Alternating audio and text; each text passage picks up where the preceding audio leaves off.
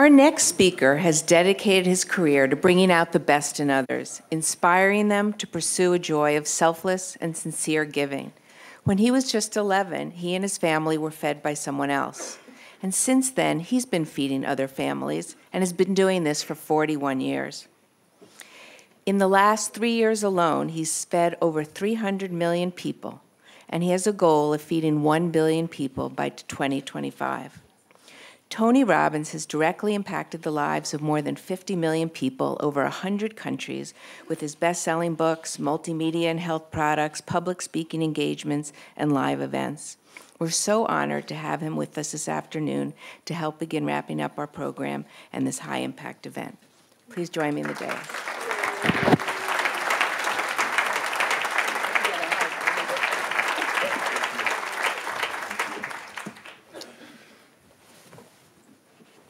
3 words, what an event.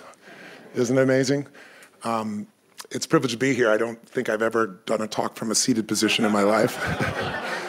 And I'm sure you all checked your times to leave because my shortest seminar is 50 hours.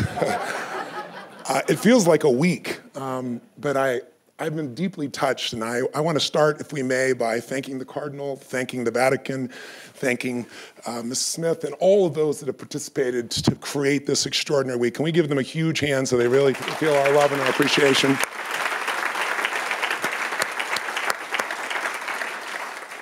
What I was most struck by this week, as great as the facilitators were, and the experts in the field in every category, and the people in this room, was the love.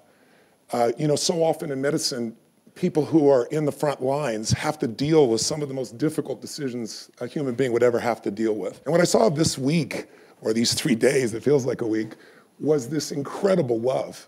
The title of this conference is Unite to Cure, and I think the disease is selfishness. That's what's hurting humanity. It always has. I don't know if it always will. I don't think it will. I think there are people becoming more conscious every single day, and the cure is love. And as corny as that sounds, that's really what I felt here, and I hope you did too. From all the people here, from every walk that was here, I have a belief that motive does matter, that your intention is not enough, but it begins the process, and people can feel it if you're consistent and if you're real. And I think, life supports what supports more of life. If you are just trying to support yourself, I think we all get insights because we're part of life, of what to do. But when you really have a true desire, not even a desire, but an absolute commitment to take care of your family, you get a different level of insight. When suddenly you have 3 daughters, or you have a son, and your life grows, and suddenly you're called to something more than yourself. When you're trying to support a community, you get a different level of insight, I believe, because life wants to support more of life. And when you are committed, as so many in this room truly are, not on the surface, in their souls, to make a difference for humanity, you get a different level of insight, and you get the types of breakthroughs that we're now seeing that many of us thought would be 30 years away, and some of which might be 2 or 3 years away. Pretty extraordinary. So I just want to, this is the wrap up, so somebody said, I want to come hear you speak. I said, well, come hear me speak. You're all invited to an event. If you'd ever like to come, the shortest thing I do is 4 days. It's total immersion. It's 12, 14 hours a day, so that doesn't scare you. But it's not because I like to speak, it's because I like to have people create a conditioned change. It's like building muscle. And so I do that. So if any of you want to ever come to an event, we'll make it available to you. You can come as my guest, you and your families. I'd love to support you because supporting you supports everyone else. So what I really want to do is just acknowledge the people here that have made a difference. And there's so many, we can't acknowledge them all. But for me, the first start personally for me was when we talked about those rare diseases. And Bill Guthrie and Miss Jackson are friends of mine for many, many years. And to see what they've created, but then also to see the panel up here and to see, Frank up here and Jill up here in tears about their patients. To look around and see those videos of those children with no motor control, the inability to move their neck, knowing they're going to die in 6 months by suffocating. And to see the drive for the answers that were talked about over there when they talked about those 8 approaches, that sense of urgency that these people up here, these doctors, these researchers have in their hearts and souls, that it doesn't go away, that the drive is always with them, is incredibly inspiring to me, and I hope it has been to you, and just a reminder of what this is really all about, so we never lose touch with the emotion of this process, not just the solutions themselves, but the people that we're trying to create those solutions for. So I thank both of them for their love and for their drive. I have to acknowledge, it never gets old, they're dear friends of mine, but the passion of Peter Diamandis, please give him a hand for his drives, everything he does, unbelievable. This man will not stop until he finds the answers. And then Dr. Bob, to see, I can't imagine what it must feel like. Dr. Bob, give him a hand here, to see these people here. To see a Jory, to hear him talk about, I'm gonna be a musician, and to know that you played that critical role in helping them find that answer. It was a team, I know, but your vision from 28 years ago, when you decided I'm gonna take some old blood, mix it with some new blood and see what happens in some mice, to look at your own child growing and to look at the placenta and say it's growing faster, and to have insights, not just for your family, but for all of us. It's just truly extraordinary. Our dear thanks. I wanna thank the pioneers. Jack Nicholas, I don't know if he's in the room, but amazing man. And Ed, where are you, Ed? Is Ed in here? Let's give a hand for both of them. There he is, for making this happen. Ed, it's 87, Ed, is that right? 78? I was gonna say, you don't look either one of them, but 78 years old and mixing his blood with 30-year-olds and reprogramming it and funding all this and trying to create the breakthroughs, not just for himself, but for all of our families. Big hand for Ed, if you would, please. I really appreciate it. I'm struck not only by the brilliance in this room, but also just by the humility. It's pretty rare in our lifetimes you could be around so many great souls as we've been in the last 3 days. And I say great souls, not an ego perspective, but great souls who are contributing to society and humanity, but who are so humble about it. And there's so many to acknowledge, but Dr. George Church, what he is doing in genetics, what he's doing, it's not gene therapy, it's something beyond it. He's working to make sure humanity is bulletproof from disease, and he's making unbelievable progress, and you'd never know what to talk to him. One of the most humble men you can imagine. Let's have a big hand for him if we can, please. Dr. Osman Kabar, who basically told us he was going to cure everything, and people stood in silence, thinking maybe this is hyperbole, but as you start to look at the data, and those who've done the homework start to see that it's really real. And the last decade of their life, he and his team working to make this happen, and so unassuming up here, so just matter of fact about it. And all of our lives, I would think, will be touched by the things that he and his team have put together. Can we please have a big hand for them as well? And just two more. I personally am deeply touched. I don't know how many of you got a chance to interact with Dr. Martine Rothblatt, but here is a woman who, she said today, I like to bend reality to my will, if I quoted her correctly. I think her will is God's will, humanity's will. Because everything, yes, let's have a hand for her. Extraordinary, a big hand. When our will is not for ourselves, when our will is to serve something greater than ourselves, I believe when that will takes on a spiritual quality, it takes on a vibration and energy and insight level, as I've already said. And for her to take her own child being told that there is no cure, your child's gonna die, and just not accept that, not accept the word impossible ever. That's the common denominator amongst all the great researchers and doctors and people in this room. It's just we won't accept that. And so to not only not accept that, but to find the answers with no background in this area, and then to turn around and save 40,000 people a year every single year because of not just her own daughter. And then, that would be enough in anybody's lifetime to say, my life has some meaning, right? Some purpose. But she's just beginning the process, right? So now, it's not her moonshot, as she pointed out today. She said, because for me, a moonshot, we didn't stick around. She goes, it's my mission. What's her mission? She's gonna make sure every human on this planet who needs an organ can get one. And she's not willing to just do that. She's figured out answers the next 2 or 3 years. Xeno approaches will work, but she's not willing to settle for that. She doesn't want to kill pigs. So she's got a plan within 10 years to make sure that we can already begin it, growing these 3D structures, and we don't need to kill anything for it. And then after all that, that's not enough. Let me make sure we deliver these parts in a green format by getting electric helicopters. I salute you. God bless you. Give her an unbelievable hand. Unbelievable. Extraordinary. Can we also thank our moderators, Max Gomez. Where was Max? Max in the room? Let's give Max a hand. Extraordinary here. And my dear friends, Dr. Oz and Sanjay Gupta, two of the most amazing human beings, right? They're here again. I can only imagine, you can only imagine what their life and schedule is. We all know what our schedules are like, and they're here. They were here every day, boning up, preparing, and bringing us the very best out of everybody here. I can't thank you enough. You're just beautiful souls, and I'm deeply touched. I want to lastly thank the people that have pioneered these stem cells, because I'm a huge beneficiary. I was fascinated to hear how few people have actually tapped into this power yet. Mine may be because of necessity, but there are people in this room that started that process, Dr. Bob, of course, being one of them, but there's several others in different areas. I have a way of living that makes huge demands on my body. It's just I'm a little crazy. I want to make the biggest difference. I go for total immersion. So if you can imagine, most people won't sit for a 3-hour movie that somebody spent $300 million to make, and I'm going to hold you for 12 to 14 hours a day or 50 hours in a weekend. You can vote with your feet any time to do that and reach the person who's, the 15,000, 10,000 person way up at the top. Requires a certain level of demand and energy. And so I've always known that I do 16 to 18 miles on day one, my little Fitbit, and 26 to 28 miles on the third day. I do basically an ultra marathon. I'm on stage for 14 hours with one 1-hour break.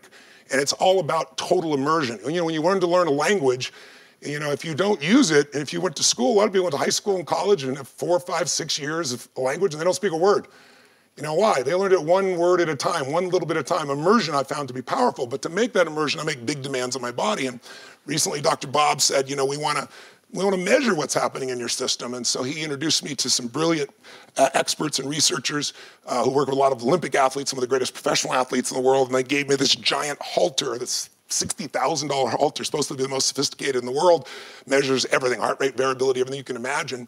And I wore it all day and all night during these events. And at the end of 9 hours, these guys came out with their eyes looking like this and said, "We've never seen this in a human." And I said, "What are you talking about?" Well, first of all, the battery died at 9 hours. I went for 12. I had 3 more hours to do when they were done with the battery, but I burned 11,300 calories in that time period. They said, "Tony, we'd say it's impossible." I took in 1,800 calories. And to give you an idea, that's what they described to me, 2.5 marathons back-to-back, sprint, walk the entire time. They said, "It's impossible." They said, "That doesn't end there. You jumped over 1,000 times in those 9 hours. My weight is 282 pounds. It's 4 times your weight." So to give you an idea, my body took on 1.1 million pounds of pressure during those 12 hours. Most of you know that if you run and you're going really intensely, there's a point you can't talk to your friend anymore. It's because of lactate. And if lactate hits 3, you can't speak. I was at 14 and still speaking. So the demands I make are pretty insane. It's, 2 NBA games back-to-back on jumping, 2.5 marathons, and that's 1 day of the 4 days, to give you an idea. So I tell you that not to impress you, but to impresses me to myself that my body can do this stuff, It blows me away. But the real reason I'm telling you that is because those demands have a toll. If you can imagine, I've done this for 41 years, it's been my life. And I'm always trying to serve more humans. I travel usually to 6 to 12 countries a year, usually 10 to 12, many of them 2 or 3 times. And so there's huge demands, and I'm also an athlete. So one day, a couple of years ago, it started me on a journey that brought me to stem cells. And what the journey was I tore my rotator cuffs doing some crazy stunts with snowboarding, thinking I was 12. And it was severe, so severe that, I know how to deal with pain. I've dealt with pain my whole life, but it was like 9/9 pain. I couldn't sleep, slept 2 hours trying to figure out what to do. And long story short, I got a hold of Dr. Bob and he said, "No, don't do the adipose." He guided me. He said, "You need the strongest ones possible. We need 10-day-old stem cells that have the force of life in them." He said, "Go down to Panama and let's do this." And I did the first day and I felt okay. And the second day I had a cytokine response. I started shaking and freezing for about 25, 30 minutes. I wasn't freaked out by it. I knew I was gonna die, but it was uncomfortable. But I woke up the next morning and stood up without any pain in my spine or shoulder for the first time in probably 14 years. And my shoulder is absolutely perfect. I have friends that went and did surgery, and unfortunately, they're still rehabbing. Some are still in pain, and I'm perfect. So I'm here to tell you, these stem cells and all these technologies really work. I can't wait for the Wnt pathway impact of things, but the world is changing and this availability is here right now, and I'm a beneficiary. So thank you all that have contributed to that process, and those that haven't, I hope you'll take advantage of it for your family because it can truly be life-changing. And then finally, yes, let's give a hand to all of them as well.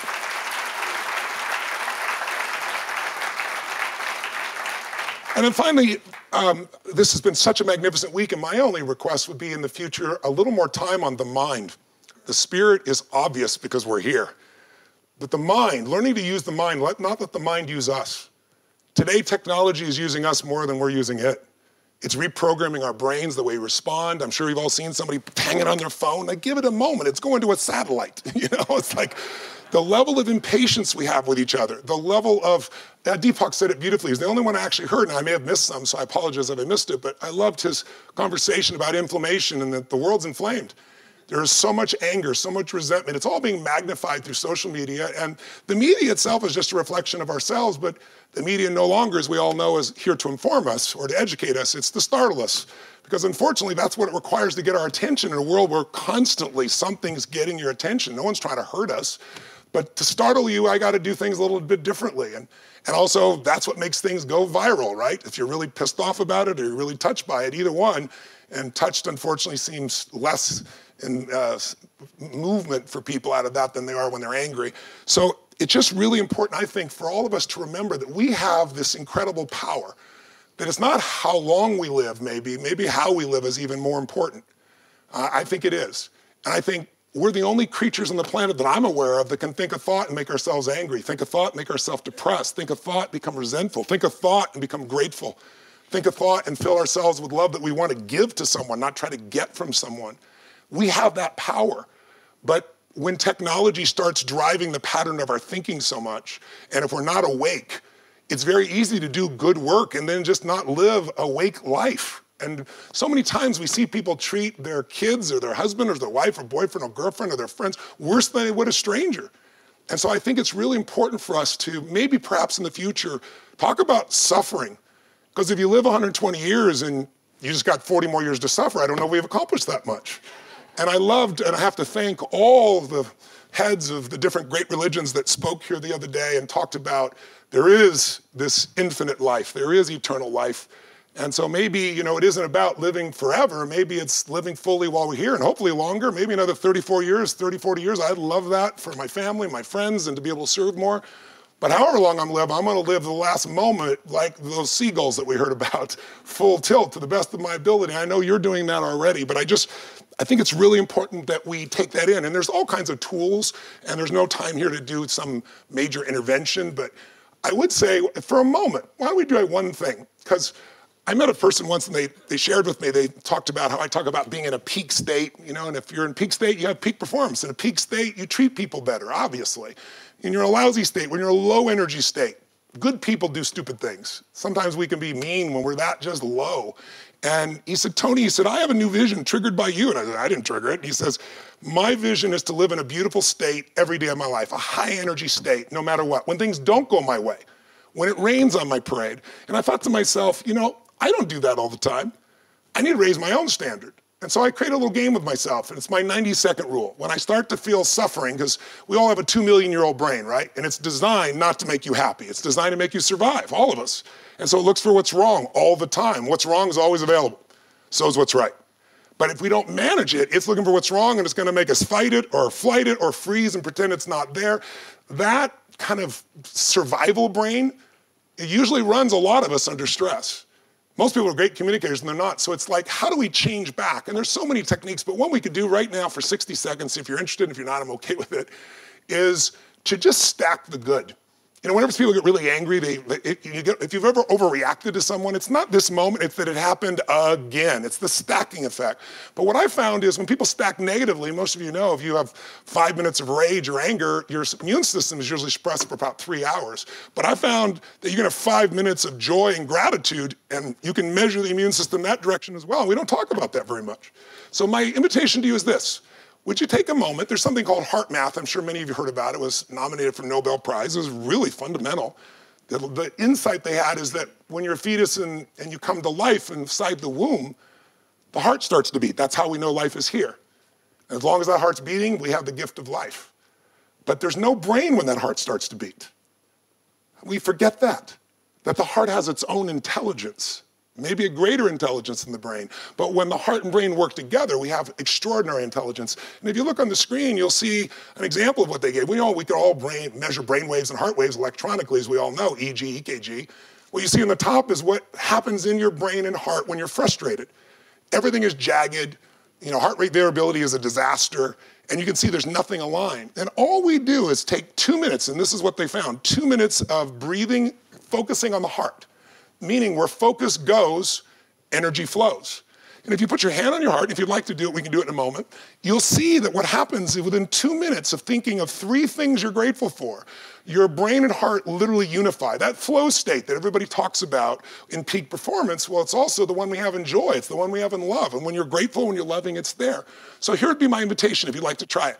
We all have suffering. We may not call it that. We might call it frustration or overwhelm. And, I used to say, I got 33 companies. I got 1,200 employees. Of course I'm going to be frustrated at times. But it's just a low standard. Now I give myself 90 seconds to get out of it. And then, because then in that frustrated state, I'm not going to serve anybody. I'm not going to serve my body. I'm not going to serve those I love. So here's my question. You're about to go home. Would you have any unfinished business at home? Unfinished business in your family or in your business, something you need to deal with, but your life is so stressful, it's like you try not to deal with it right now. I got to deal with what's in front of me. Who can relate to this in some way? Who's got some unfinished business at home? Then I'd like you to think of that situation just for a moment and think, if you were to focus on it, how would it feel to you? What emotion would you feel like on a 0 to 10, where 10 is totally stressed? If you really focused on it, where would it be? 0 is not at all. And I'd like you, if you could, pick one that's a 7 or 8. And if you've got that 7 or 8, then let's just do this. If you feel like it, put your hands on your heart so you physically feel your heart. Make the contact with your heart. And you can leave your eyes open or closed, whichever you prefer, but just for a moment, breathe deep into your heart. Feel the blood rushing in your heart. Feel the power of your heart. Feel the strength of your heart. Feel the hearts of all the beautiful people in this room who've given so much time and energy to make a difference. And think about it, it beats 100,000 times a day through 60,000 miles of blood vessels. I'm sure you know, if we put them end to end, that they go around the earth twice at the equator. What a miracle. The miracle inside of us. As long as it beats, we live. And as you're breathing in your heart, just for a moment, think of 3. We'll do one at a time. Think of 3 moments you could be truly grateful for right now if you wanted to. It could be a little moment. It could be 20 years ago. It could have been today. It could be a moment where you met a loved one for the first time. It could be the birth of your child. It could be any moment.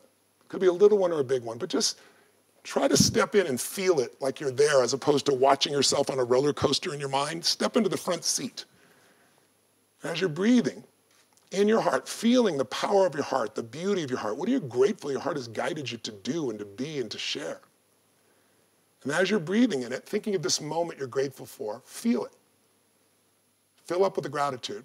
When you're grateful, you're not angry. You can't be angry and grateful simultaneously. It doesn't work. And when you're grateful, there's no fear. And the 2 things that seem to mess up humans is fear and anger. So feel that gratitude and give yourself a gift. And then just for a moment, think of a second moment you could be grateful for. Breathe deep. What's a special moment? The one you cherish. One that felt like grace. And take it in and fill up with that moment too. The miracle of that moment, the beauty of that moment. And just to stack it, let's do one more. What's the 3rd moment you could feel deeply grateful for? Be there and feel it. Give yourself the gift so you have the gift to give to others. Enjoy it, feel it. And just by doing this for a couple of minutes, you can now solve the other challenge. So keep feeling your heart and think of the situation that's unresolved and finish this sentence, but not from your head, if you would, from your heart. Keep breathing in your heart. That situation that needs to be dealt with, just breathe in your heart and finish this sentence. All I need to remember, all I need to focus on, all I need to do is what? All I need to remember, all I need to focus on, all I need to do is what? To handle this situation. Ask your heart, breathe in your heart. All I need to remember, all I need to focus on, all I need to do is what? And then your heart has the answer, doesn't it? Raise your hand if you would, your right hand if you've got the answer to what you need to do or focus on. Raise your right hand above your head if you would, if you've got that answer, nice and high if you would. And while it's up, open your eyes and look at the percentage of people in this room that have figured out what they need to do to solve those pieces. In a beautiful state, we can solve anything.